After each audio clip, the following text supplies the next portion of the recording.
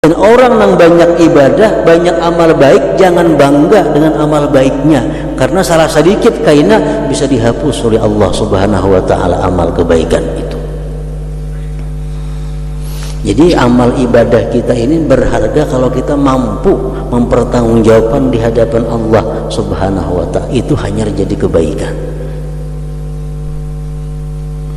Oleh karena itu Al-Imam Al-Ghazali mengatakan, para masyayikh berkata bahwa mestinya seseorang itu waspada, hati-hati dengan beberapa hal yang bisa menyebabkan gugurnya atau rusaknya amal ibadah yang telah dilakukan. Ada beberapa hal yang bila kita perbuat, ibadah kita runtuh, ibadah kita hancur. Yang pertama,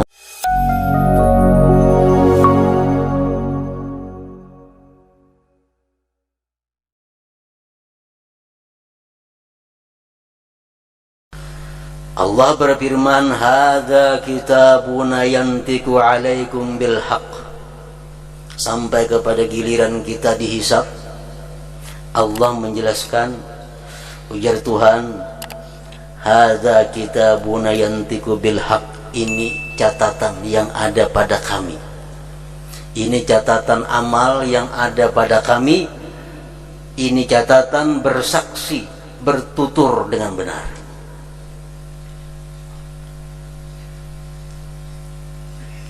Inna kunna nastansihu, bahwasanya kami telah menyuruh malaikat untuk menulis sesuatu yang kalian perbuat dahulu di dalam dunia itu. Nah, ditampaikan lawan kita. Ini ialah catatannya. Ialah punikam ini. Nah, di situ ada semua antara kam, ada semua antara kam tingkah laku kita, tutur kata kita, mulai sejak kita balik sampai kita akhir hayat. Allah akan menanya kita satu persatu, ini iyakah punikam, iyakah ini, iyakah itu, iyakah ini. Kita dalam keadaan duduk bertekuk lutut. Para muhibbin rahimakumullah, jadi duduk bertekuk lutut itu akan kita temui apabila kita dihisab oleh Allah dan kita menunggu antrian untuk dipanggil satu persatu. Qala Salman Al-Farisi, inna fil yawmil qiyamah la sa'atan hiya 10 sinin yakhirrun nasu fiha jusatan ala rukabihim hatta inna Ibrahim alaihi salam la yunadi la as'aluka al-yawma illa nafsi. وفي رواية وكذلك عيسى عليه السلام يقول لا أسألك اليوم إلا نفسي لا أسألك مريم التي ولدتني. Berkata Salman Al-Farisi, sesungguhnya pada hari kiamat itu ada saat masa yang lamanya 10 tahun.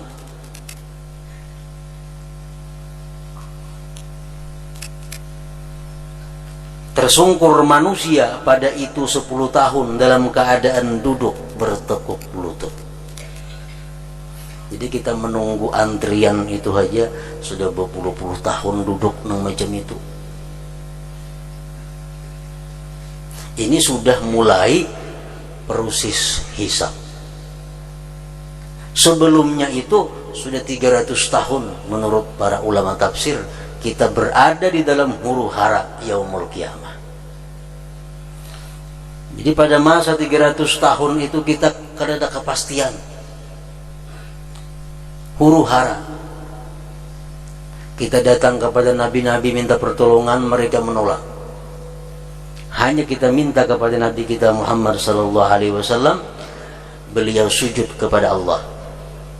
Nah, beliau sujud kepada Allah di bawah arasnya Allah. Allah memerintahkan kepada Nabi kita, ya Muhammad irfa ra'sak, angkat kepala engkau, is'al tu'tah, mintalah sesuatu kau akan diberi, isfa' tusabba. Rasulullah minta, wahai Allah Subhanahu wa taala, ini umat-umat sedang menunggu di sini, mereka minta agar secepatnya untuk dihisab, diproses amal mereka. Nah, manusia-manusia yang pada waktu itu ditentukan masuk surga tanpa hisab, mereka masuk surga lewat pintu kanan sebelah pintu sebelah kanan di surga. Nah, manusia-manusia yang sisanya yang dihisab ini menunggu giliran, duduk bertekuk lutut selama 10 tahun.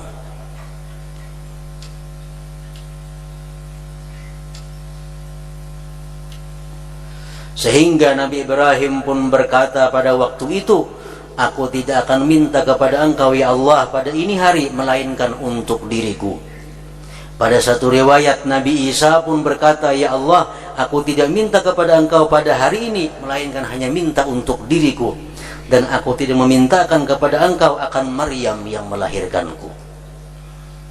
Daripada dahsyatnya huru hara pada hari itu, para nabi-nabi yang nabinya ulul azmi, nabi-nabi yang sekelas Nabi Isa, Nabi Ibrahim, mereka pun hanya berdoa untuk keselamatan diri mereka sendiri. Nah, para muhibbin rahimakumullah, inilah surat yang ke-45 dari Al-Quran ini disebut surat Al-Jathiyah tadi, karena ada menyinggung tentang Jathiyah.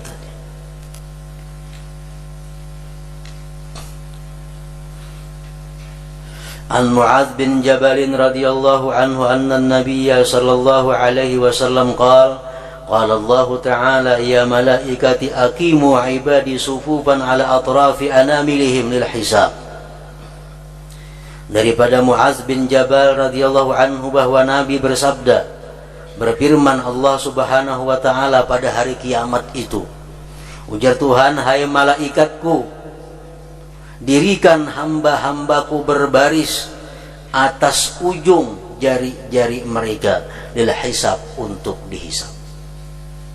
Duduk bertekuk lutut, dudukan bersab.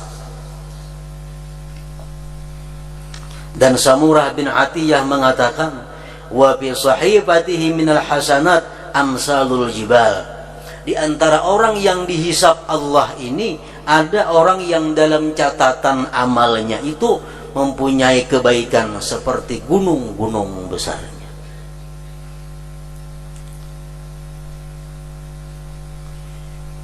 Dinampakkan oleh Allah tuh, iya kah, buku amal ikam? Iya. Dimana kelihatan banyak sekali amal-amal kebaikan yang dilakukan oleh si fulan ini. Fayaqulullah tabaraka wa ta'ala, Allah berkata kepada orang yang sedang dihisapnya ini, ujar Tuhan, sallaita kaza wa kaza, sallaita yauma kaza wa kaza. Hai fulan, dalam catatan ini ada tertulis bahwa engkau sembahyang pada hari anu, jam anu, di anu.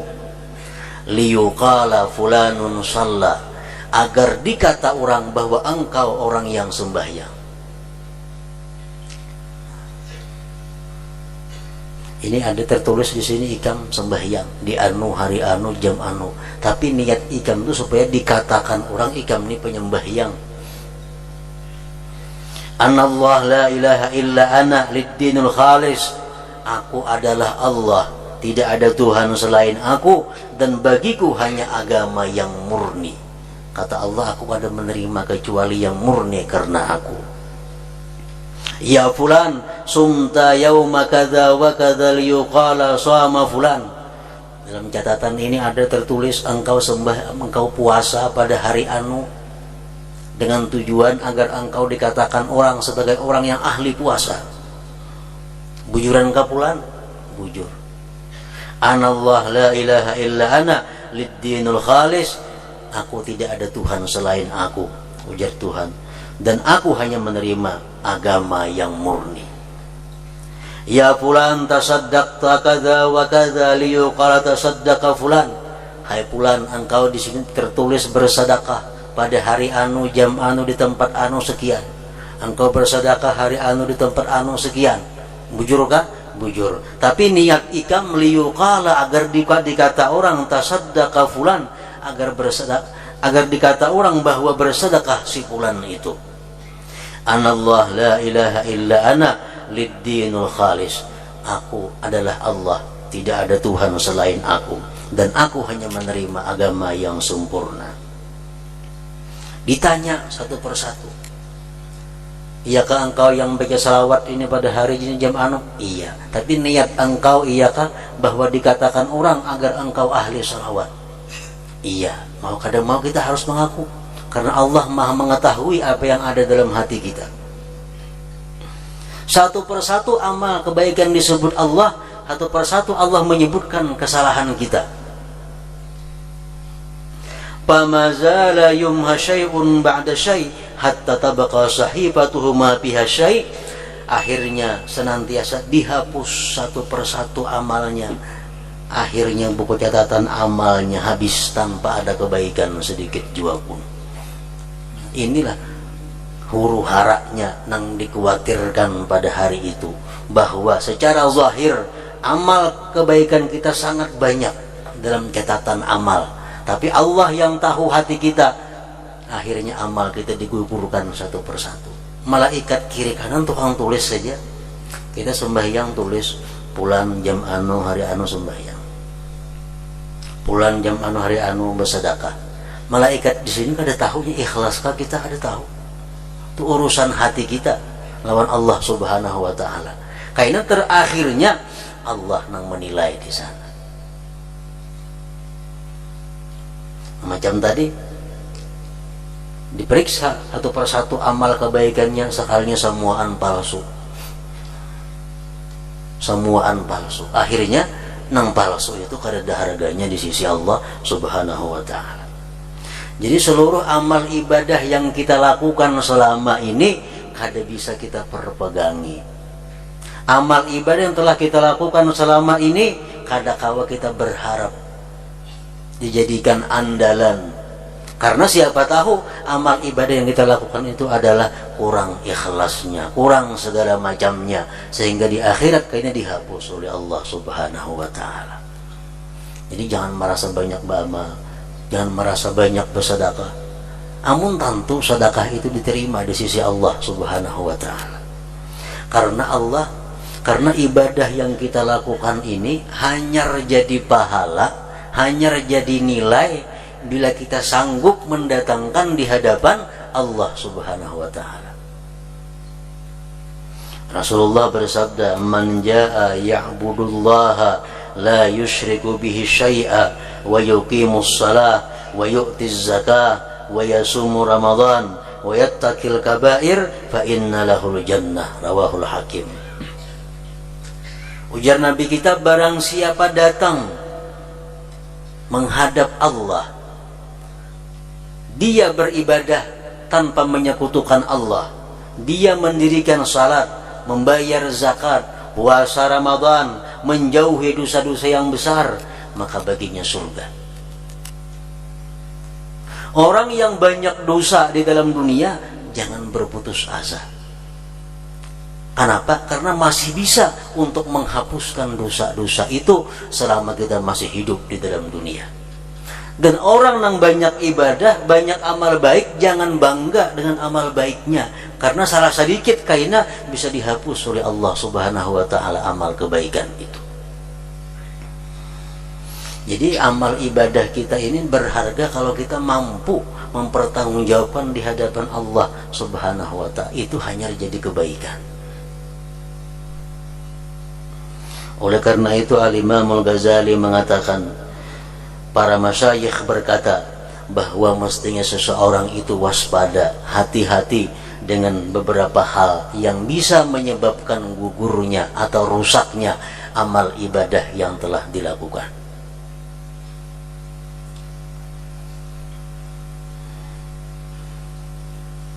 Ada beberapa hal yang bila kita perbuat, ibadah kita runtuh, ibadah kita hancur.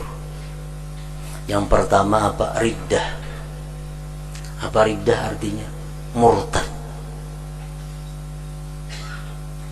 Walaupun kita macam banyaknya berisi ibadah, tapi satu saat kita murtad, luluh semuaan ibadah. Andai kita masuk Islam, mulai bahasa pula, mulai nol pula.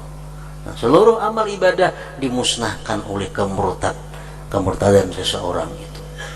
Dan jadi perkara yang paling dikhawatirkan adalah riddah, murtad. Murtad ini bisa lewat perkataan, bisa lewat perbuatan, bisa lewat hati, lewat i'tikad. Kita memperinting sesuatu yang diagungkan Allah, bisa murtad. Kita menghinakan yang dimuliakan Allah, bisa murtad. Bapaknya kita melihat Bismillahirrahmanirrahim. Anda di kartak, Anda di jalan. Kita ambil kertasnya, kita timbai ke tempat sampah, itu bisa mengakibatkan murtadnya seseorang. Hendaknya ambil, dibakar, atau dipatak di dalam tanah. Contoh perbuatan yang bisa mengakibatkan seseorang itu murtad. Banyak perkataan-perkataan yang bisa membuat dia murtad, memperinting neraka, memperinting surga, itu bisa mengakibatkan murtad. Biarlah neraka ada Bapak Yuha, banyak saja kawan di situ. Nah, itu memperinting yang diagungkan Allah. Allah menyuruh jangan hendak masuk neraka, jangan hendak masuk neraka, diperinting. Bila macam itu halnya, kita murtad, seluruh amal kebaikan yang kita gawi, hajinya, puasanya, umrahnya, gugur semua. Kada sampai kita bawa ke hadapan Allah Subhanahu wa ta'ala, sudah dihapuskan. Nah, yang kedua yang bisa menggugurkan amal kita adalah nifak. Nifak itu artinya memperbuat amal karena manusia, beramal karena manusia. Udah kayaknya ada si pulang tau udah beramal bang, tapi si Din ada nyaman juga. Ini nifak ngarannya, sedikit pun kata dia pahala amalnya itu, beramal karena manusia. Antara lain lagi yang menggugurkan pahala ibadah adalah riya. Riya beramal, beribadah walaupun karena Allah, tapi dia mengharapkan balasan di dalam dunia, termasuk riya. Beramal supaya dihormati oleh orang, beramal supaya dimuliakan oleh orang. Nah, sudah riya. Bila kita macam itu, amal ibadah kita kada sampai ke hadirat Allah, kada sampai kita bawa ke sana.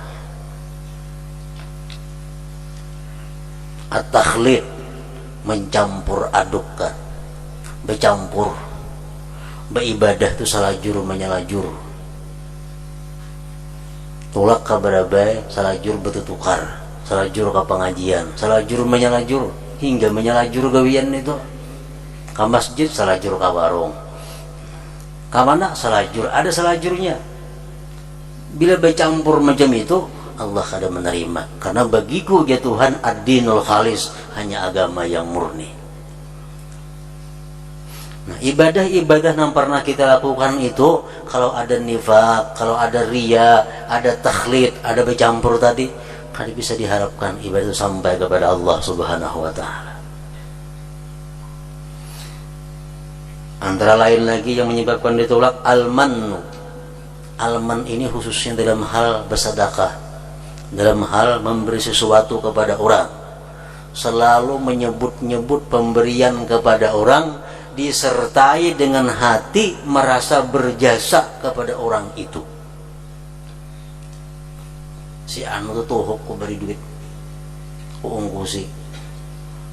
Suara macam itu aja kada jadi masalah. Ini hati mengiyakan rasa banyak jasa, menanam jasa dengan si fulan itu. Itu man. Berapapun besarnya sumbangan yang kita berikan, kalau disertai dengan man macam itu, Allah kada bakal menjadikannya pahala. Allah kada bakal menjadikannya pahala, bahkan jadi dosa. Jadi pemberian-pemberian kita yang pernah kita lakukan, tapi diiringi dengan man tadi, anggaplah sudah hilang. Yang dianggap lagi itu ada, karena Allah kada akan bisa kita sampai kepada Allah Subhanahu wa ta'ala. Wal adza, menyakiti, memberi sambil bermamai, memberi orang tapi mumpung menggerutu, nah beriin nah, kemudian lagi gini terus minta yang lain pulang. Memberi cuma menyakiti hati. Allah akan menerima itu.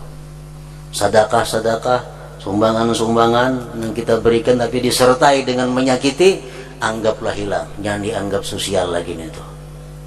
Sumbangan yang pernah kita berikan kemana-mana, ke masjid, ke pesantren, ke orang miskin, ke anak yatim, waktu kita menyumbang itu di hati kita ada riya, di hati kita ada hendak dipuji orang, jangan dianggap lagi sumbanganku sudah itu. Jangan dianggap lagi sumbanganku. Karena apa? Karena ada nilainya di sisi Allah Subhanahu wa ta'ala. Anggap hilang sudah itu. Bahasa menyumbang namun dibujur. Yang keenam, nifaq, riya, takhlid, man, adza, riddah. Yang keenam, ketujuh, an-nadamah, menyesal.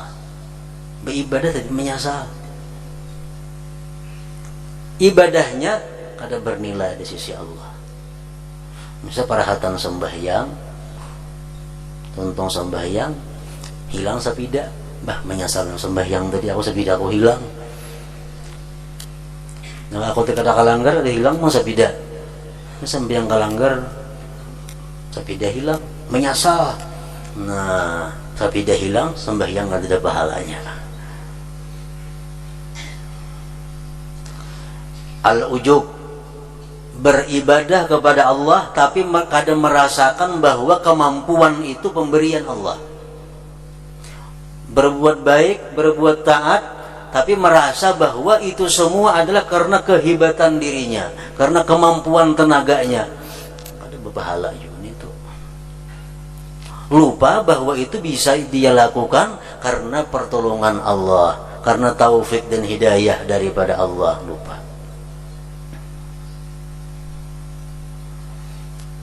Nah jadi para muhibbin rahimakumullah, amal ibadah yang selama ini kita lakukan, kalau masih banyak hal-hal yang menggugurkan nilainya, itu sulit kita bisa menemui amal itu nanti di waktu dihisab oleh Allah Subhanahu wa ta'ala.